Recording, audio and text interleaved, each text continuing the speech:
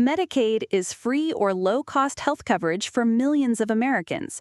Here's who qualifies and how to apply. I'm Maya. Medicaid is a joint federal and state program, so the rules depend a little on where you live. Let's keep it simple. Medicaid covers some low-income adults, children, pregnant women, seniors, and people with disabilities.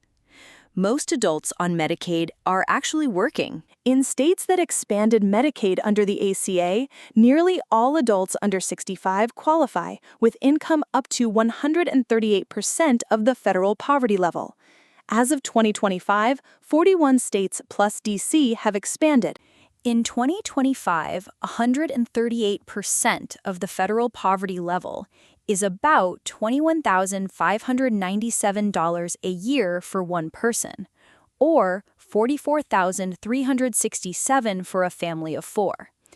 Those numbers come from the Federal Poverty Guideline multiplied by 138%. A single adult earning $20,000 in an expansion state qualifies, because $20,000 is below the $21,597 limit.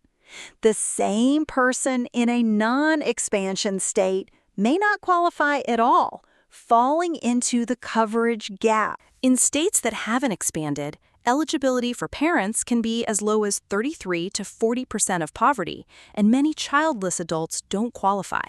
Check your state's rules. Eligibility uses Modified Adjusted Gross Income, or MAGI, for most groups.